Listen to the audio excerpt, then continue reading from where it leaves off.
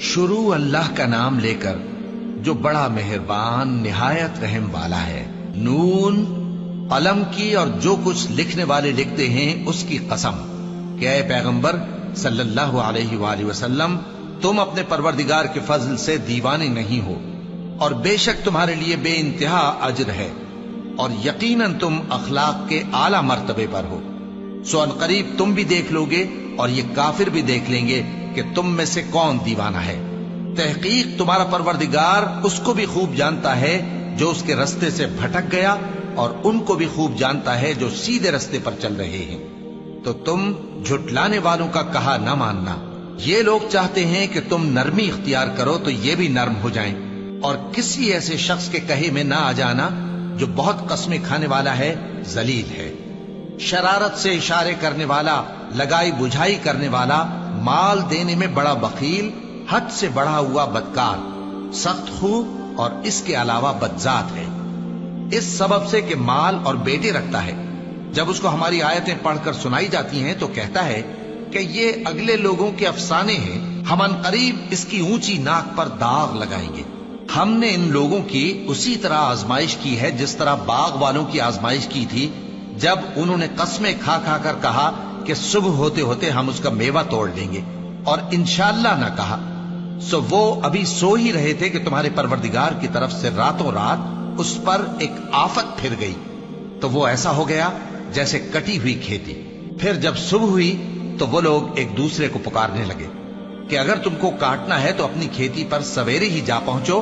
سو وہ چل پڑے اور آپس میں چپ کے کہتے جاتے تھے کہ آج وہاں تمہارے پاس کوئی فقیر نہ آنے پائے، اور کوشش کے ساتھ سویرے ہی جا پہنچے، گویا پیداوار پر قادر ہیں۔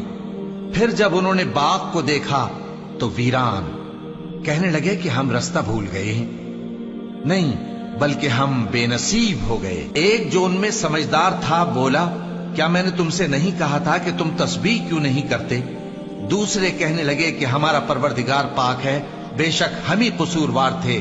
پھر لگے ایک دوسرے کی طرف رخ کر کے ملامت کرنے، کہنے لگے ہائے شامت، ہم ہی حد سے بڑھ گئے تھے، امید ہے کہ ہمارا پروردگار اس کے بدلے میں ہمیں اس سے بہتر باغ عنایت کرے، ہم اپنے پروردگار کی طرف رجوع کرتے ہیں۔ دیکھو عذاب یوں ہوتا ہے، اور آخرت کا عذاب سب سے بڑھ کر ہوگا، کاش یہ لوگ جانتے ہوتے۔ پرہیزگاروں کے لیے ان کے پروردگار کے ہاں نعمت کے باغ ہیں۔ کیا ہم فرما برداروں کو نافرمانوں کی طرح نعمتوں سے محروم کر دیں گے؟ تمہیں کیا ہو گیا ہے؟ کیسی تجویزیں کرتے ہو؟ کیا تمہارے پاس کوئی کتاب ہے جس میں یہ بات پڑھتے ہو کہ جو چیز تم پسند کرو گے وہ تم کو ضرور ملے گی؟ یا تم نے ہم سے قسمیں لے رکھی ہیں جو قیامت کے دن تک چلی جائیں گی کہ جو کچھ تم طے کر لو گے وہ تمہارا ہوگا؟ ان سے پوچھو کہ ان میں سے کون اس کا ذمہ لیتا ہے؟ کیا اس قول میں ان کے کچھ شریک ہیں؟ اگر یہ سچے ہیں تو اپنے شریکوں کو لے آئیں۔ جس دن پنڈلی سے کپڑا اٹھا دیا جائے گا اور کفار سجدے کے لیے بلائے جائیں گے، پھر وہ سجدہ نہ کر سکیں گے، ان کی آنکھیں جھکی ہوئی ہوں گی اور ان پر ذلت چھا رہی ہوگی، حالانکہ پہلے اس وقت سجدے کے لیے بلائے جاتے تھے جبکہ وہ صحیح و سالم تھے۔